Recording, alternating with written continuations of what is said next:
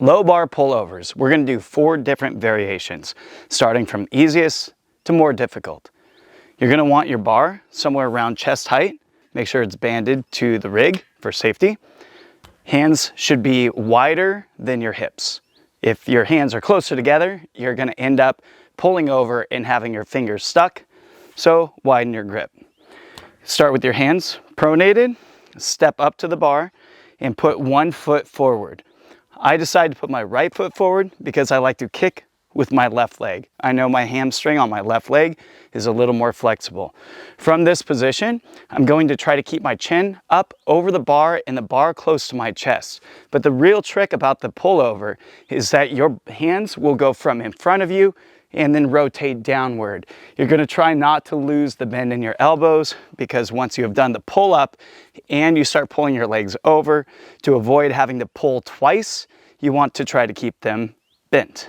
Hands here, foot forward, chin up. Now when you kick, try to avoid throwing your head backward. You want to keep looking forward. This will help your back curl around the bar. You swing your leg up this way, and then as it rises, you push a little bit off your bottom leg, and we're going to rotate our hands down toward our hips. Notice I'm looking at my legs the entire time. One of the big points that people get stuck on a pullover is when they're upside down. When they're upside down here and they can't get up, they tend to have the idea to lift their head up. This is not good. You actually want to try to shorten the distance of your upper body to the bar and push your feet toward the back wall, keeping your head down, and that will allow more body weight to be close to the bar on the front side and further from the bar on the back side, and help tip you up.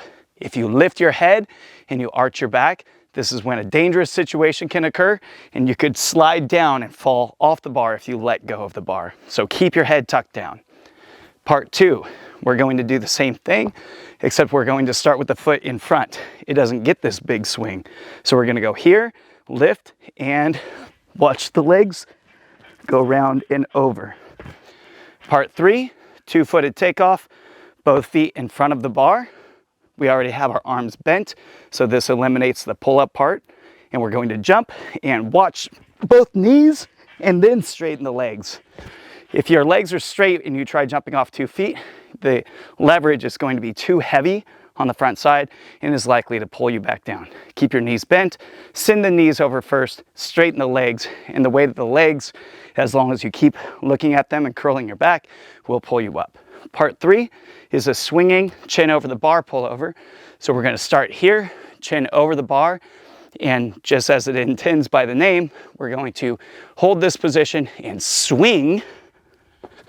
Make sure you can do this first, but then we swing, pull the knees up, just like we did on the last 2-footed takeoff, and then straighten the legs.